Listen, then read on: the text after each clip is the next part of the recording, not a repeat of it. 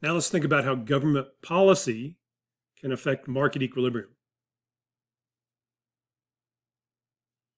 Okay, so two ways that government restricts prices are with price floors and price ceilings. This is called price controls.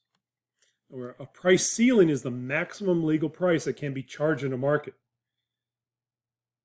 Okay, and sometimes government decides that the market price is too high and they want to control the price, maybe to be more fair to consumers who can't afford the high price. So the classic textbook example of a price ceiling is a rent control. Okay, where people who rent apartment buildings pay less than the market price. And then a price floor is the minimum legal price that can be charged in a market.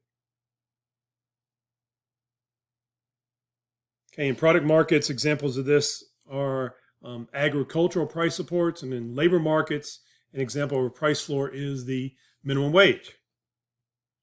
Okay, so let's first look at the price ceiling graphically. Okay, so in this case, a price ceiling is a low price. Okay, what we called in the earlier diagram, a low price. Okay, so we found there that a price ceiling, here PC,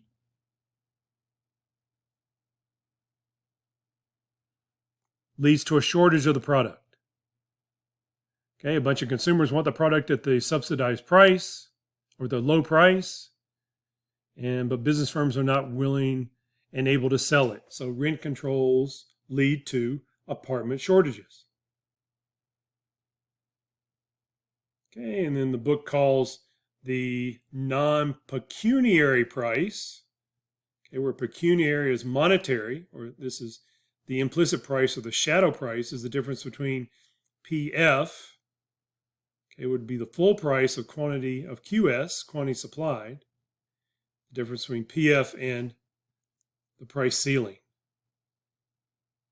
Okay, and with that non-pecuniary price concept, we can calculate lost social welfare is the lost consumer surplus and producer surplus. Okay, so recognize that at the equilibrium price, PE, and the equilibrium quantity, the consumer surplus is the triangle above equilibrium price and below the demand curve, up to equilibrium quantity. And then the producer surplus is the area above the supply curve up to the equilibrium price. And so it's that triangular area. So if a price ceiling restricts the number of trades from QE to QS, then we just lost that big triangle. So we would call that the lost social welfare of a price ceiling. And the flip side of that is a competitive market maximizes welfare, maximizes consumer surplus and producer surplus. So an economist would say that this price ceiling is inefficient. It's inefficient. Okay, and so inaction, a price ceiling in action. Okay, so if we have those two demand and supply curves, and let's say a business economist working for a business firm has estimated these demand and supply functions, and all of a sudden a politician has said we need a rent control or we need a price ceiling. So if the proposed price ceiling is $1.50, the business economist can plug in $1.50 into the demand function and see that consumers are going to want 7 units, and then plug in $1.50 in the supply function and see that sellers or business firms are going to be willing and able to sell 5 units. And so the business economist could predict a shortage of 2 units. And if these are in thousands, that would be 2,000 units, and that might be a lot. Okay, so a price floor is a minimum legal price. Okay, we're calling that PF for price floor. So price floor is what we called earlier a high price. And a high price leads to a surplus. But because this is a minimum legal price, buyers and sellers can't compete with each other to bid the price down to reach equilibrium. Okay, so this surplus, this price floor, is a result of agricultural price supports, where the government tells food companies that buy fruits, vegetables, meat from farmers that you can't pay anything lower than this price, okay, then that's going to create a surplus. And well, what are we going to do with the surplus?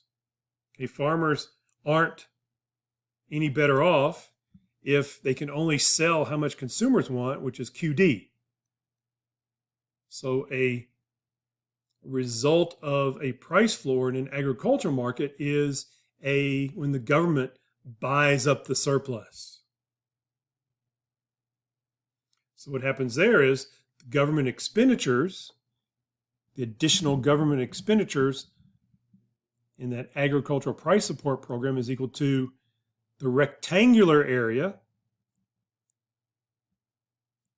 Okay, that will be base times height, where the base is the amount of the surplus, or QS minus QD, and then the height is equal to the price floor.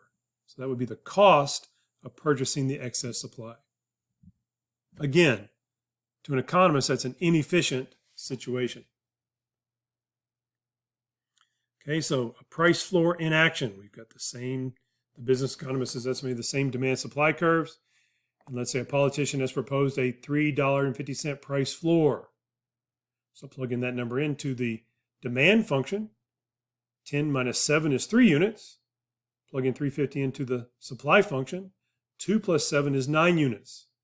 So we'd end up with a surplus of 6 units. Okay, and if that's 6,000 units, we don't want 6,000 units to go to waste, okay, to sit on the ground and rot, because in that case, the price support has not helped the producer at all, has not helped the farmer. So the government might step in and buy up the product at the price floor of $6 or of $3.50. So $3.50 times 6 is $21. So that'd be $21,000 of money that the government is spending. And then what are they going to do with the extra product?